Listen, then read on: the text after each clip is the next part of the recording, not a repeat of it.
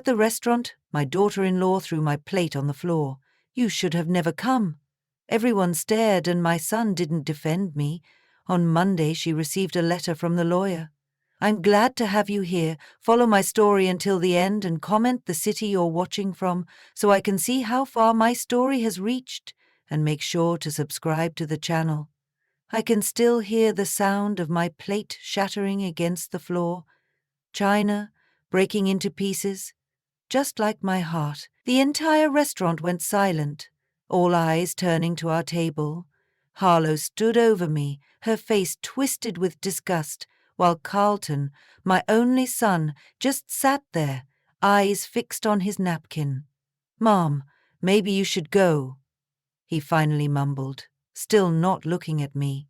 60 years old, and I'd never felt so small. I had been so excited about this dinner. It was my birthday, and Carlton had actually called to invite me. After months of unanswered calls and brief, hurried conversations, I thought things were finally changing. I spent hours getting ready, putting on my best dress, the pearl necklace Robert had given me before he passed away 5 years ago. I arrived at Bellini's, a fancy Italian restaurant I couldn't really afford, clutching a small photo album I'd put together, pictures of Carlton growing up. I thought we might look through it together over dessert. Silly me. The tension was palpable from the moment I sat down. Harlow barely acknowledged my presence, typing furiously on her phone. Carlton seemed nervous, constantly checking his watch. Still, I tried. God knows I tried. "How are the children?" I asked, desperate to hear about my grandchildren. I hadn't seen them in almost 8 months. "They're fine," Harlow snapped, not bothering to look up from her phone.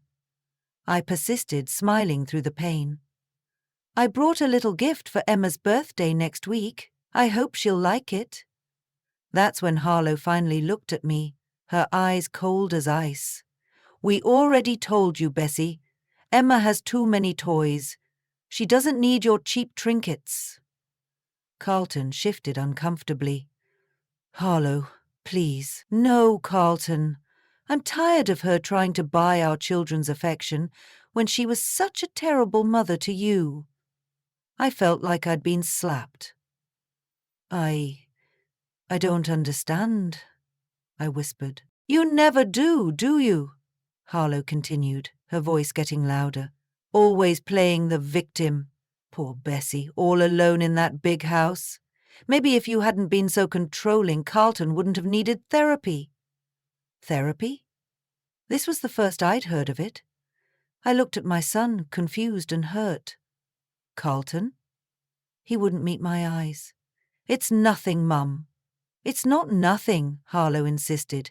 "Tell her how she ruined your childhood. Tell her how she never let you be your own person." The waiter arrived with our food, awkwardly placing plates in front of us as Harlow continued her tirade. I sat frozen, unable to process what was happening. When the waiter left, I tried to reach for Carlton's hand. "Honey, I don't know what—" That's when Harlow snapped. She stood up, grabbed my plate of pasta, and threw it to the floor. "You witch! You should never have come!" The crash silenced the entire restaurant. I felt the eyes of strangers burning into me as sauce splattered across my dress and shoes. "Carlton," I pleaded, my voice breaking. "Carlton, please." But my son, the little boy I'd raised alone after Robert died of cancer, when Carlton was just 12, the boy I'd worked 3 jobs to put through college, just sat there, silent, ashamed. Not of Harlow, but of me. I grabbed my purse, hands trembling so badly I could barely stand. "I'm sorry to have ruined your evening," I managed to say, dignity the only thing I had left. Then I walked out, head held high despite the tears streaming down my face. In the parking lot, I sat in my car and sobbed. Through the restaurant window, I could see them continuing their meal as if nothing had happened, as if I had never been there at all. I drove home to the house Robert and I had bought 40 years ago, the house where Carlton took his first steps, where he had his first kiss on the porch, where he told me he was going to marry Harlow, the house that suddenly felt too big, too empty, too full of ghosts. I didn't sleep that night. Instead, I sat in Robert's old armchair, surrounded by photo albums and memories, trying to understand where I'd gone wrong. Had I been controlling? Had I ruined Carlton's childhood? The questions haunted me until dawn. By morning, something had shifted inside me. The tears had dried, leaving behind a clarity I hadn't felt in years.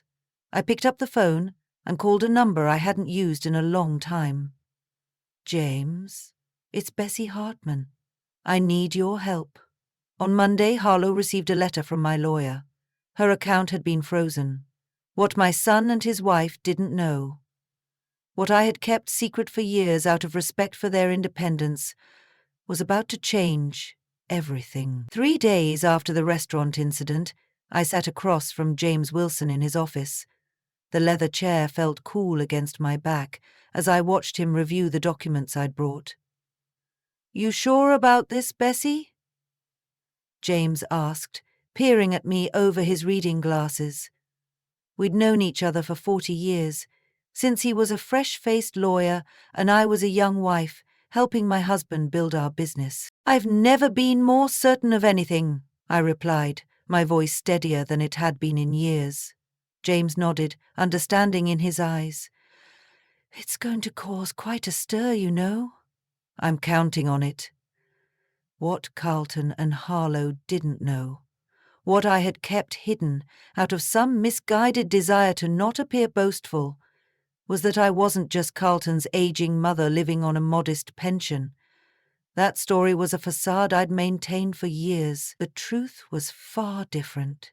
While Robert had been the face of Hartman Construction, I had been its backbone.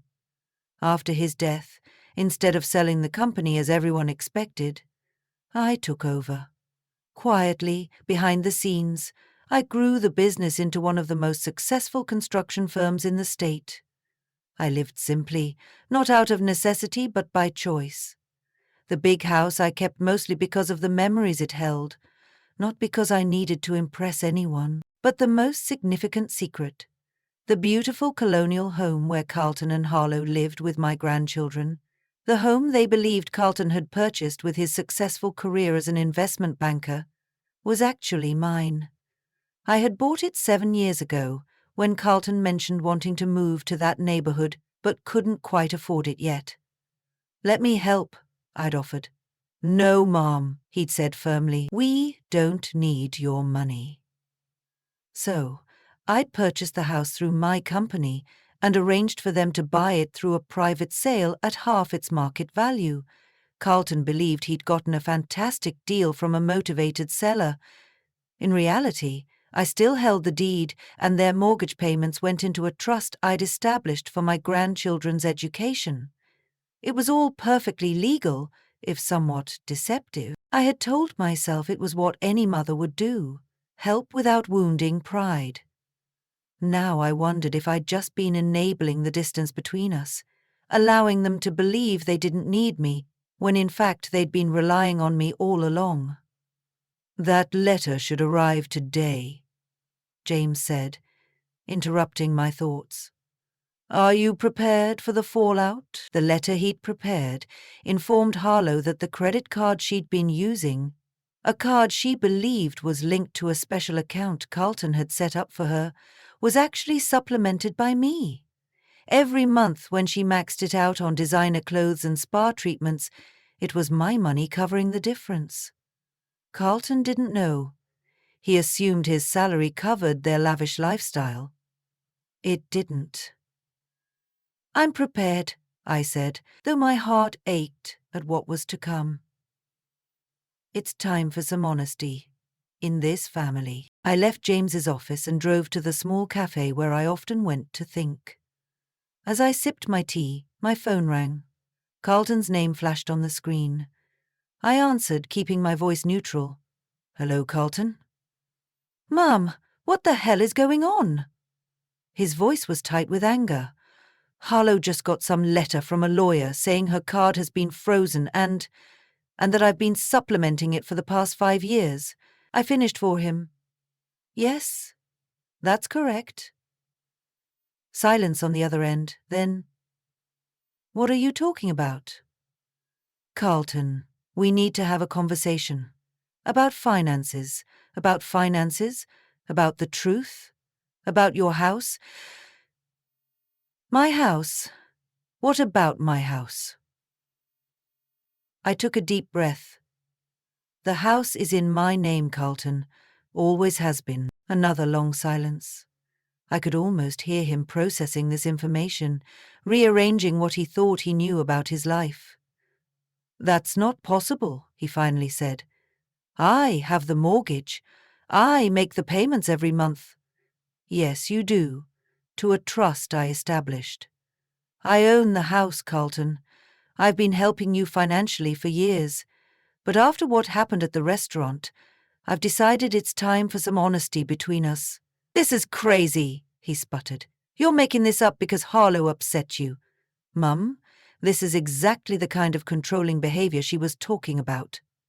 His words stung, but I stayed calm. I'll be at home all afternoon. Come by when you're ready to talk. Bring Harlow if you want. I'll have all the documentation ready. I hung up before he could respond. My hands were shaking, but not from fear, from resolution. For too long I'd allowed myself to be pushed to the margins of my son's life, watching from a distance as Harlow poisoned him against me. I'd tried to buy their love, or at least their tolerance, with silent financial support, and never asking for acknowledgement.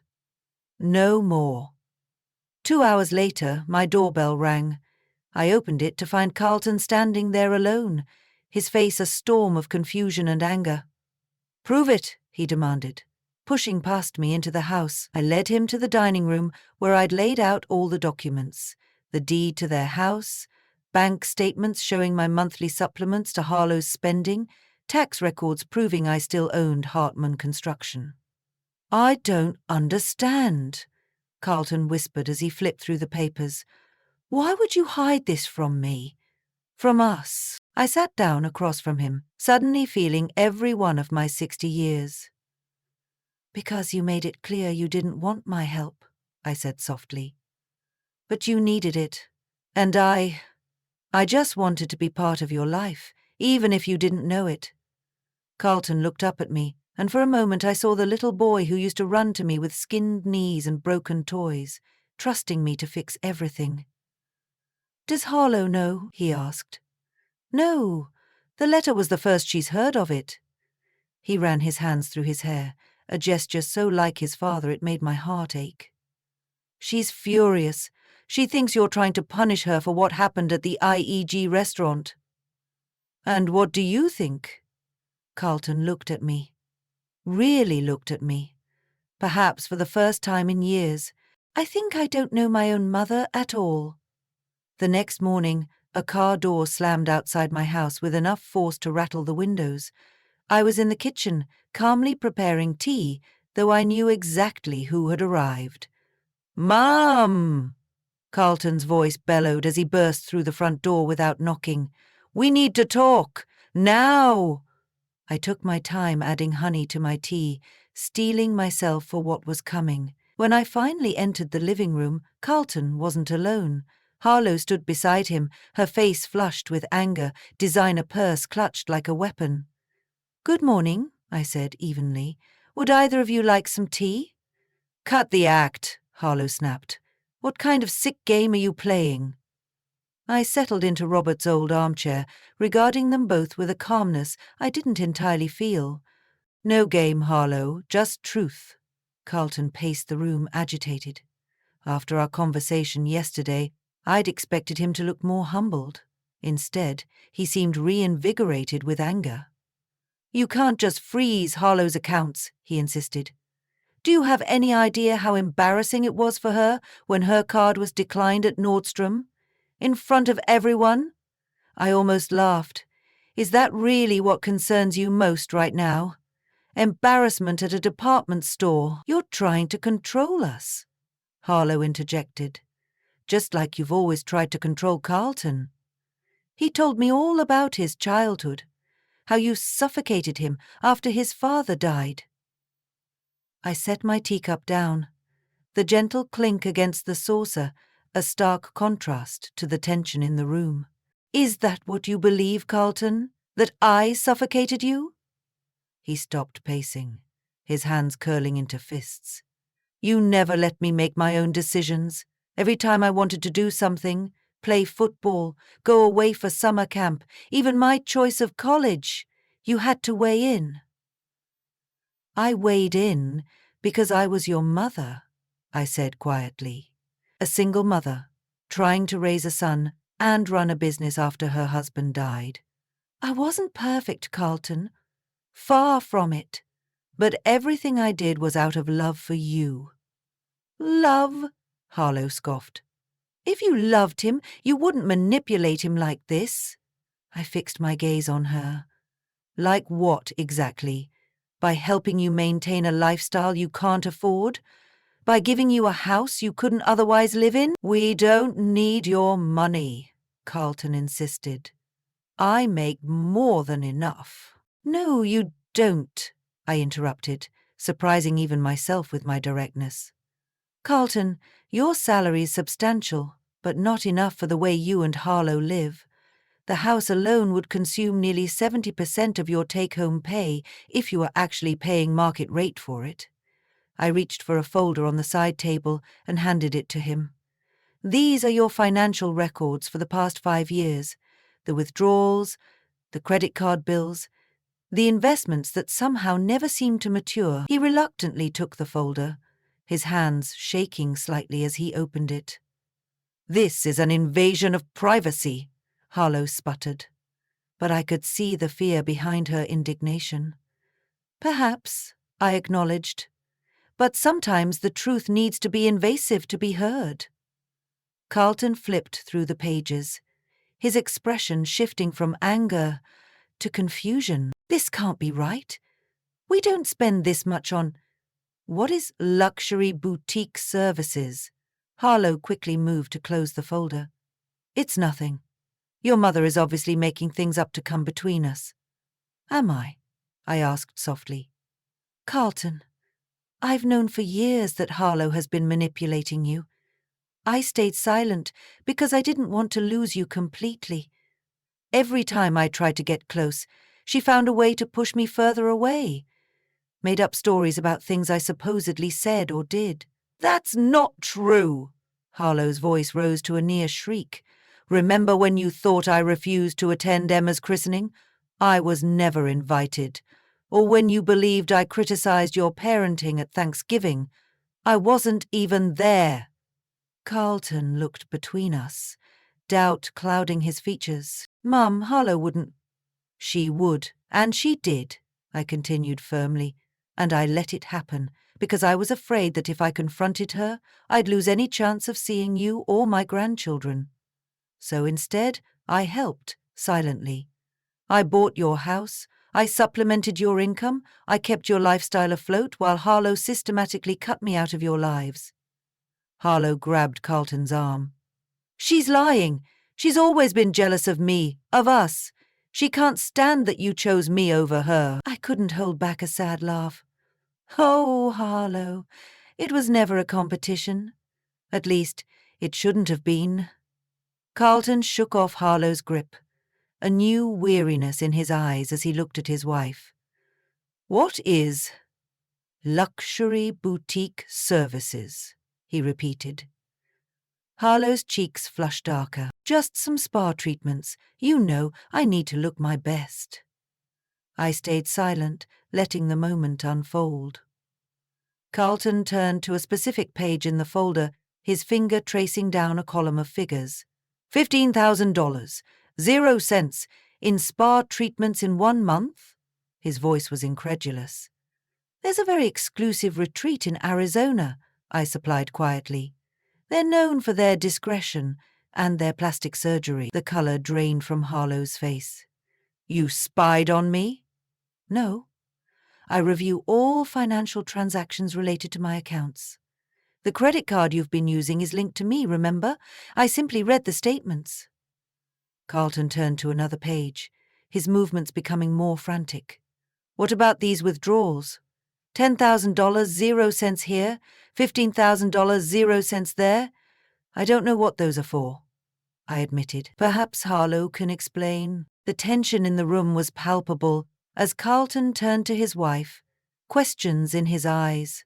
For a moment, Harlow looked trapped, cornered. Then her expression hardened. "This is ridiculous," she declared. "I'm not going to stand here and be interrogated by a bitter old woman who can't accept that her son has moved on." She grabbed her purse and headed for the door, pausing only to look back at Carlton. "Are you coming?" Carlton stood frozen, the folder still in his hands, clearly torn. "She's using money to manipulate you, Carlton," Harlow insisted, "just like she always has. Don't let her come between us." I remained seated, my heart pounding. This was the moment, the precipice. Would Carlton see the truth, or would he once again choose the carefully constructed reality Harlow had built? He looked at me, and for the first time in years, really saw me. Not the controlling mother Harlow had convinced him I was, but the woman who had sacrificed everything for him. "Mom," he began, his voice uncertain. "It's your choice, Carlton," I said softly. "It always has been."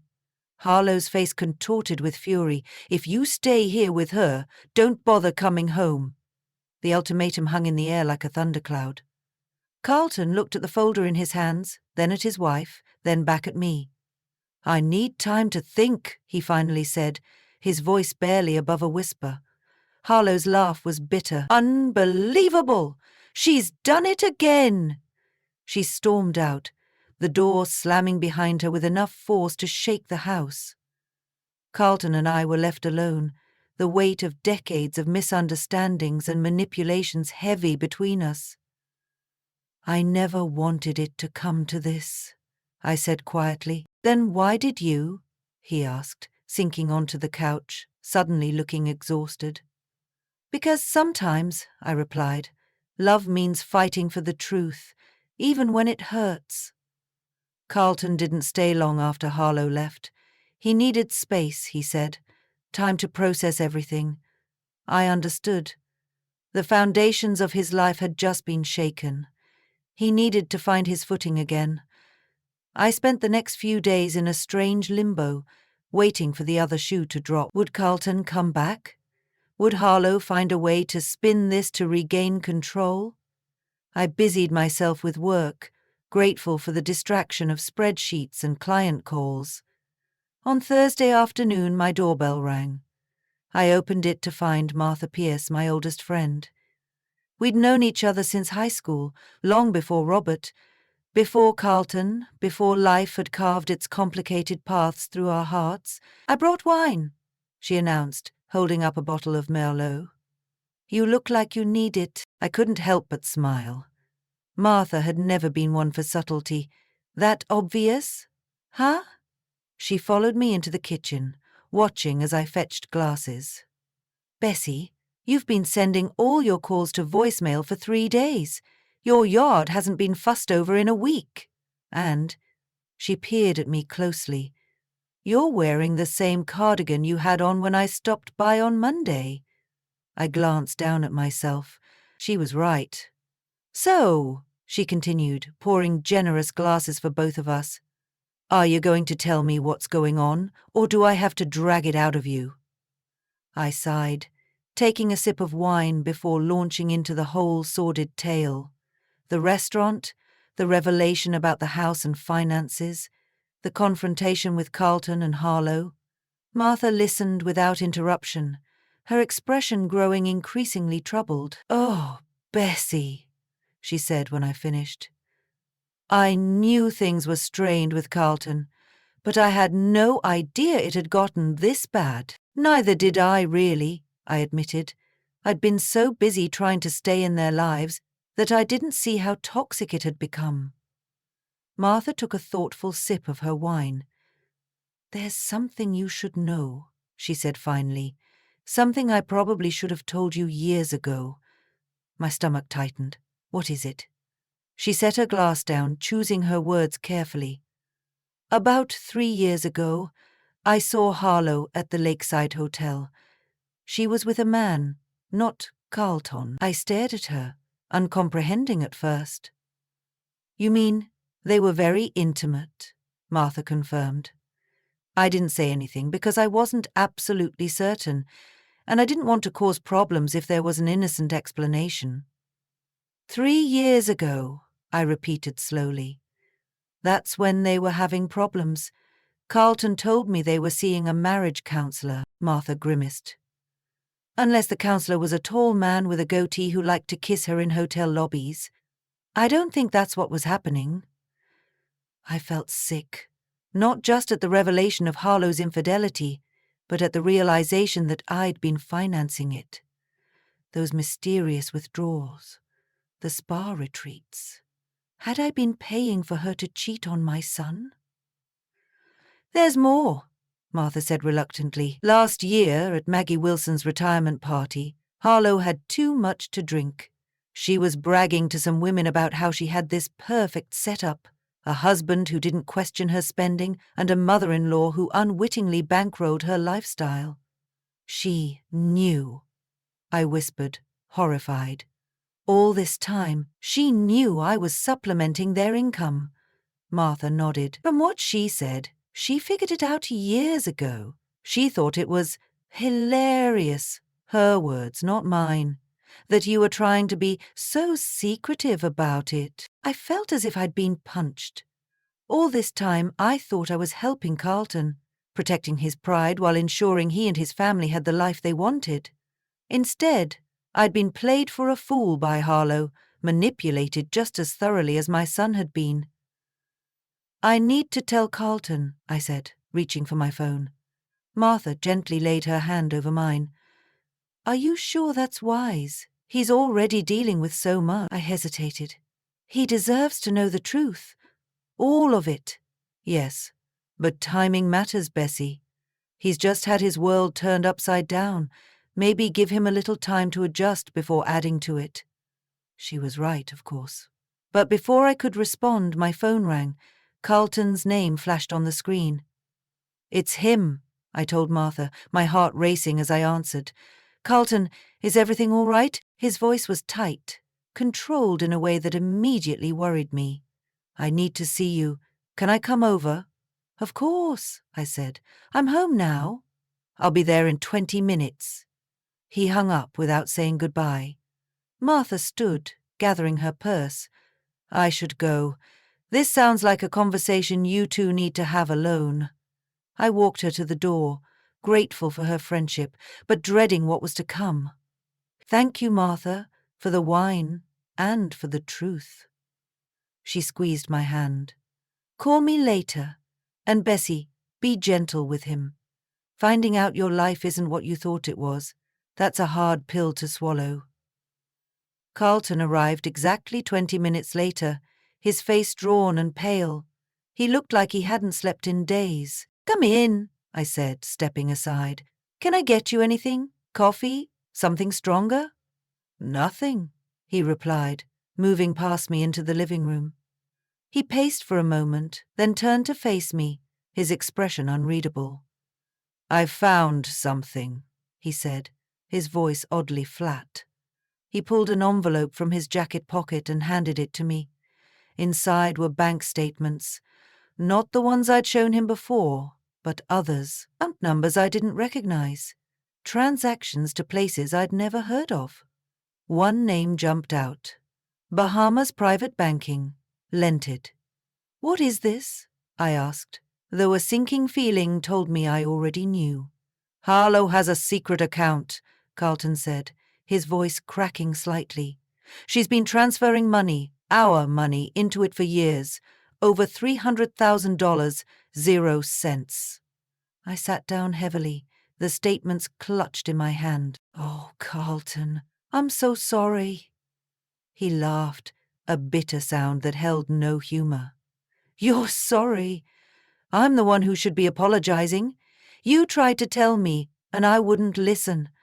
I believed her lies about you because it was easier than facing the truth, which is that I married someone who never loved me," he said simply. "Someone who saw us, as nothing but a means to an end." I wanted to comfort him, to tell him that surely it wasn't that bad, but I couldn't bring myself to lie. Not now, when truth was finally breaking through. "There's more," he continued, sitting down across from me. "I hired a private investigator." My eyes widened. "Carlton? That's necessary," he finished firmly. "I needed to know how deep this went. And Mum," his voice broke, "it's worse than I thought." The investigator had uncovered not just the affair Martha had witnessed, but multiple relationships over the years. Harlow had been systematically stealing from us, building her nest egg while planning her escape. "She was going to leave," Carlton said, his voice hollow. "The investigator found emails. She and this man she's been seeing, they were planning to take the kids and move to the Bahamas once she'd squirreled away enough money." I reached for his hand, and to my surprise he let me take it.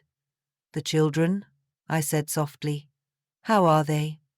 "Confused. Harlow told them I'm on a business trip." His eyes filled with tears. "I haven't figured out how to tell them that their mother has been lying to all of us." We sat in silence for a moment, the weight of everything pressing down on us. Finally, Carlton spoke again, his voice stronger. "I've been such a fool, Mum. And not just about Harlow." He squeezed my hand. "I let her convince me that you were the enemy, that you were controlling and manipulative, when all along it was her. We were both deceived," I said gently. He shook his head. "No, I should have seen it. The way she isolated me from you, from my friends. The way she always had an explanation for everything. The missing money, the late nights, the constant criticism of you. I wanted so badly to believe we had this perfect life that I ignored all the signs it was falling apart. I wanted to tell him it wasn't his fault, but I knew he needed to work through this himself. Instead, I asked, 'What will you do now?' Carlton straightened, a resolve settling over his features that reminded me so much of Robert. It made my heart ache. "I've frozen all our accounts. I've contacted a lawyer, not just about a divorce, but about pressing charges for the theft. And Mum," he hesitated, "I need to ask you a huge favor." "Anything," I said, and meant it. "Can the kids and I stay here for a while, just until I figure things out?" For the first time in years, I felt hope flutter in my chest. "Of course you can. This is your home too. It always has been." Later that night, after Carlton left to pack some things for himself and the children, I stood in my kitchen, looking out at the backyard where he used to play. So much had changed. So much pain had been inflicted. But maybe, just maybe, from these broken pieces, we could build something new, something honest. My phone buzzed with a text from Martha. "Everything okay?" I thought for a moment before replying, "No, but I think someday it might be." 2 weeks later, my quiet house had transformed into a home again. The sound of children's laughter filled rooms that had been silent for too long. Emma, 7, and Jacob, 5, brought a chaotic energy that both exhausted and invigorated me. "Grandma, watch this," Jacob called, executing a wobbly somersault in the living room. "Very impressive," I applauded, though my heart skipped a beat as he narrowly missed the coffee table. "Maybe we should practice outside next time." Carlton appeared in the doorway, looking more rested than he had in days. "Jacob, what did we say about acrobatics in the house?" My grandson sighed dramatically. "That we save them for the backyard." "Exactly. Why don't you and Emma go see if the sprinkler is still on? It's hot enough." The children didn't need to be told twice, racing outside with whoops of excitement. Carlton collapsed onto the couch beside me. I don't know how you did it, raising me alone all those years. I smiled, patting his hand. One day at a time, sometimes 1 minute at a time. He nodded, staring out the window where his children were now running through the sprinkler, their delighted screams carrying through the open windows. The divorce papers are filed, he said quietly. Harlow's lawyer reached out yesterday. What does she want? Everything, he said with a mirthless laugh. The house, custody of the kids, alimony. She's claiming I turned you against her and that you're using your financial position to punish her. I shook my head, unsurprised. And what did your lawyer say? That she doesn't have a leg to stand on. The financial records clearly show she was stealing from us. Plus, he hesitated, then continued, the private investigator found more evidence of affairs. Multiple affairs, Mum, going back years. I squeezed his hand, saying nothing. Some wounds were still too fresh for platitudes. I just keep thinking about all the signs I missed, he continued. All the times I defended her to you, convinced she was right, and you were trying to control our lives. I was so blind. We see what we want to see sometimes, I replied gently. Especially when it comes to people we love. He looked at me. Really looked at me. Perhaps for the first time in years. I'm sorry, Mum, for everything. For believing her lies about you, for shutting you out, for the way she treated you at the restaurant. You don't need to apologize. Yes, I do, he insisted. I was wrong. And I've spent too many years letting Harlow come between us. I felt tears sting my eyes. Well, we're here now. That's what matters. Outside, Emma let out a particularly loud shriek as Jacob aimed the sprinkler directly at her. Carlton smiled, a genuine smile that reached his eyes. They've missed you, he said. Even though Harlow limited their time with you, they've always talked about Grandma Bessie and her cookies, and her stories. My heart swelled. They are remarkable children. They are, he agreed. And they deserve better than what they've had. A mother who was more interested in her social standing than their happiness. A father who was too wrapped up in maintaining appearances to see what was happening right in front of him. You're being too hard on yourself, I said firmly. You're a good father, Carlton. Look at how you've handled all this. Protecting them, keeping their routine as normal as possible despite everything falling apart. He shrugged, uncomfortable with the praise. I'm trying. It's just a lot. One day at a time, I reminded him. The next morning, while Carlton took the children to their summer day camp, I made a decision. It was time to stop hiding, time to reclaim my own life. I started with a call to James. I want to go public with my role at Hartman Construction, I told him. No more hiding behind Robert's legacy or male executives. It's time people knew who's really been running things all these years. James didn't sound surprised. About time, if you ask me. The board will support you. They know you're the reason the company has thrived. Next, I called Martha. I'm having a dinner party on Saturday, I announced. Nothing fancy, just a few friends. It's been too long since I entertained. Bessie Hartman, social butterfly, Martha teased. What brought this on? Life's too short to spend it alone, waiting for permission to live, I replied. Will you come? Wild horses couldn't keep me away. By Saturday, my dining room table was set for 8. Martha and her husband, my old friend David, who'd recently been widowed, James and his wife Carlton, and me. The children were having a supervised playdate with friends, giving Carlton a much-needed evening among adults.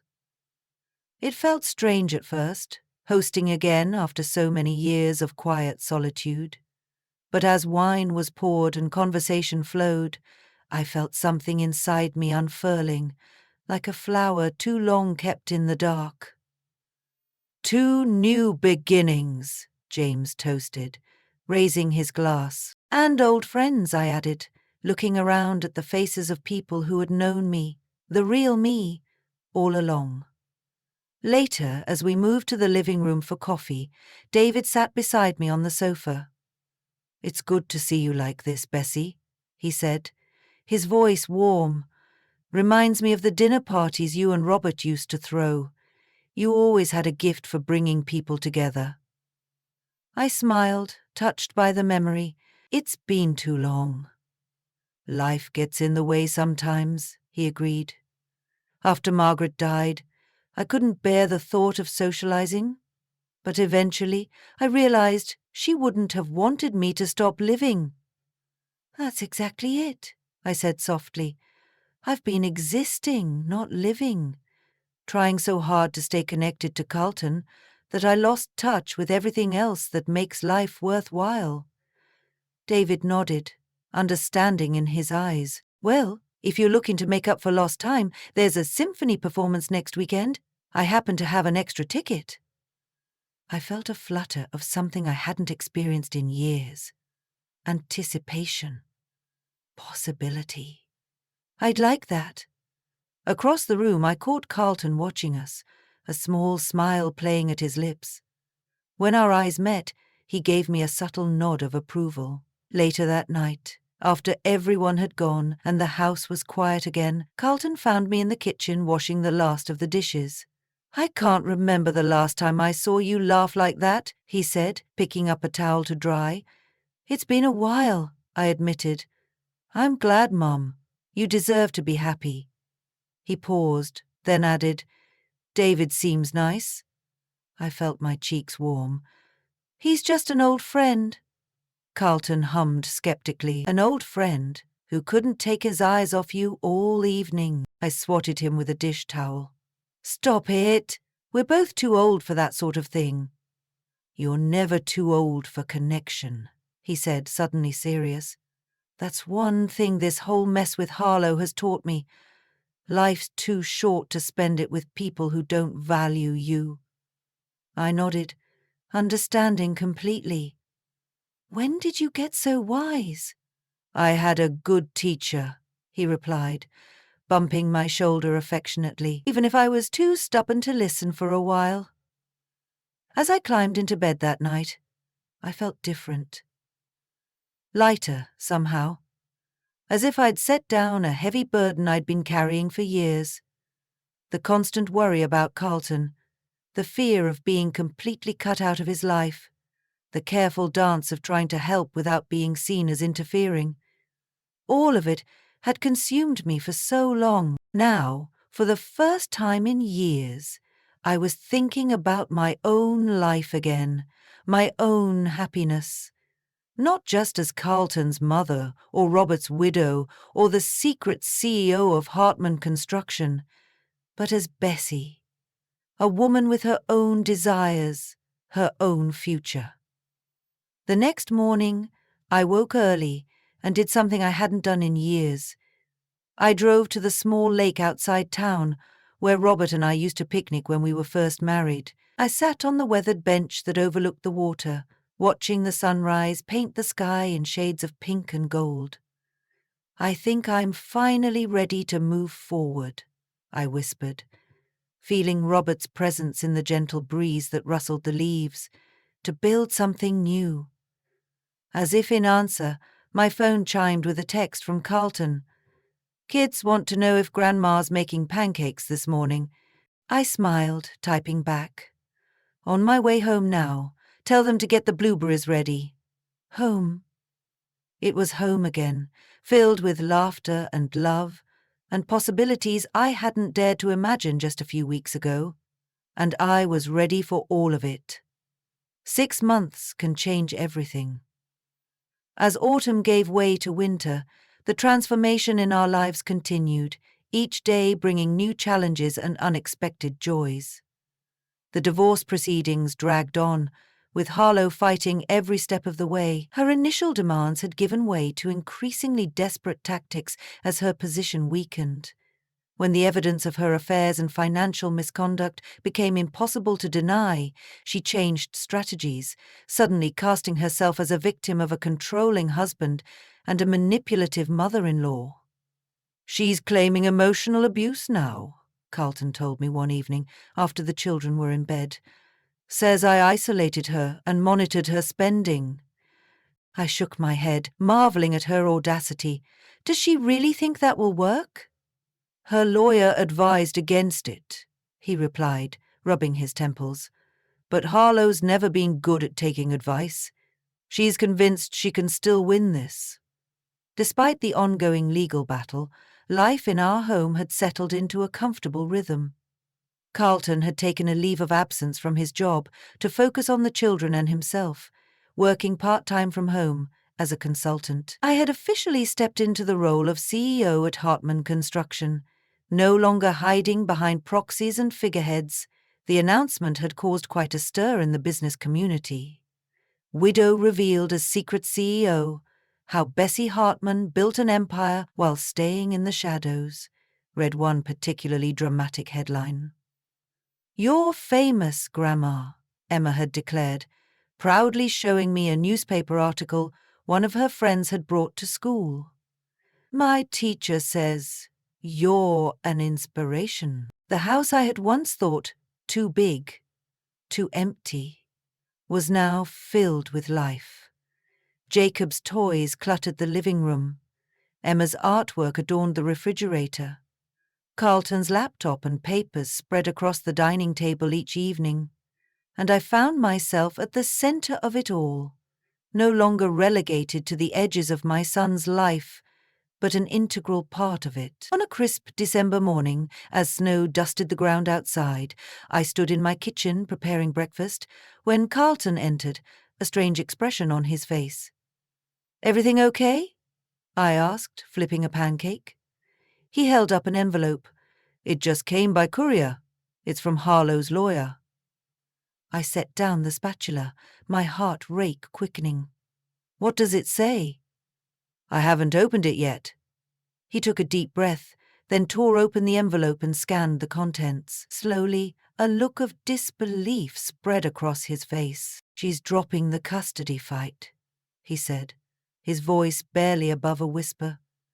She's agreed to supervised visitation only twice a month. I stared at him, stunned. Why would she give up now, after fighting so hard? Because of this. He handed me another paper from the envelope, a grainy photograph of Harlow with a man I didn't recognize, boarding a plane. She's been living with him in Miami for the past month. According to the investigator, she missed her last 3 scheduled court appearances because she wasn't even in the state. I sat down heavily, processing this information. She's abandoned her own children. Carlton nodded, a complex mix of emotions crossing his face. Relief, anger, sadness. The lawyer says she's willing to sign over all parental rights in exchange for a lump sum payment and an agreement that I won't press criminal charges for the financial theft. Are you going to agree?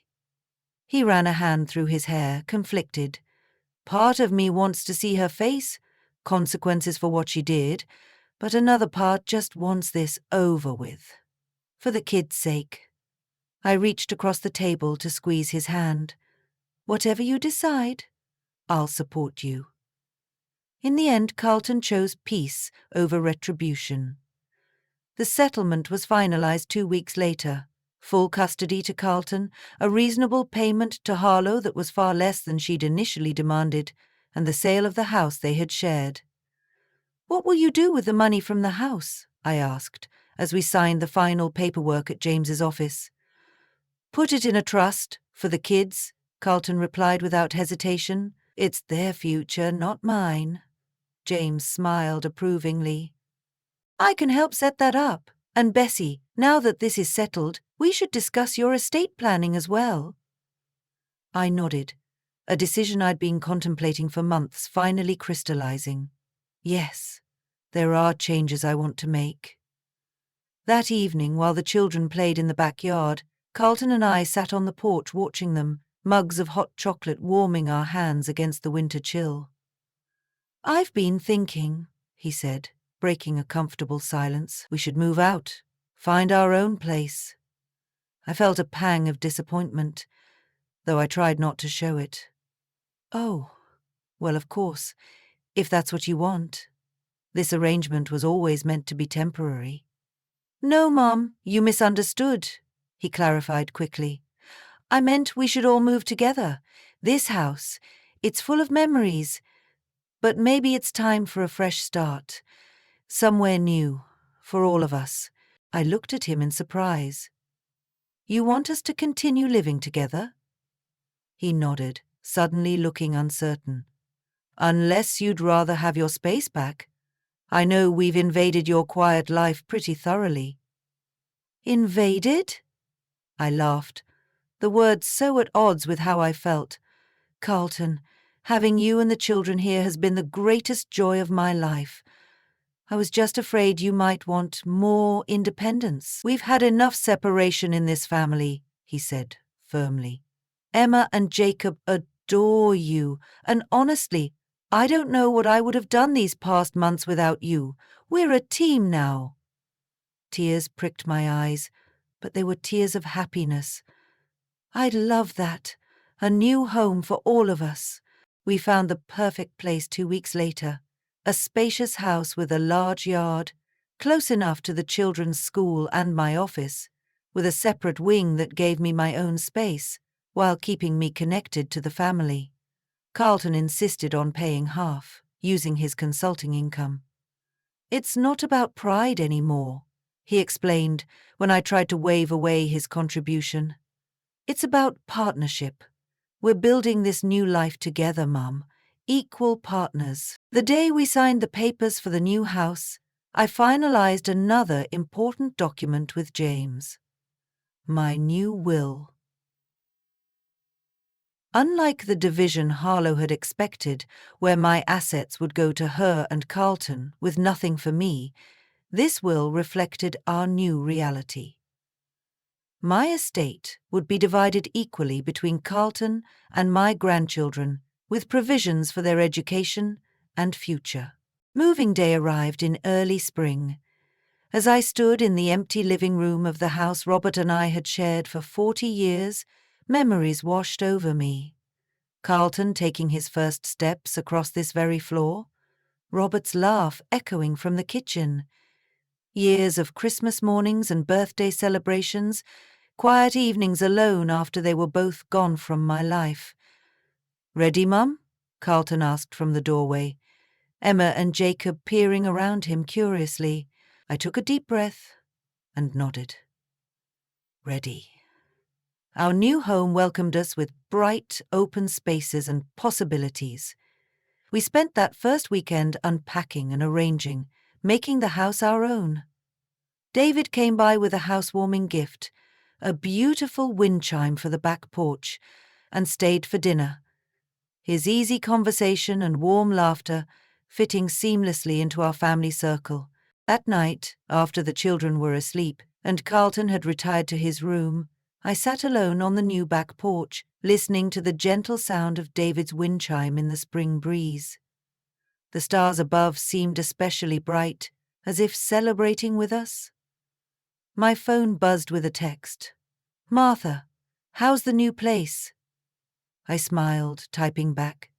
It feels like home already. Her response came quickly. Of course it does. Home isn't a place. It's the people you share it with. She was right, of course. For years I had clung to the past, to the physical reminders of what my family had been. I had tried to buy my way into Carlton's life, silently supporting him financially while accepting emotional scraps in return. But real connection couldn't be purchased. Real family couldn't be maintained through secret bank transfers and silent sacrifices. It required honesty, vulnerability, and the courage to speak difficult truths. The path to where we were now had been painful. There had been moments of heartbreak so acute I thought I might not recover. But through it all, something stronger had emerged. A relationship with my son based on mutual respect and genuine understanding, not obligation or manipulation. And beyond that, I had reclaimed myself.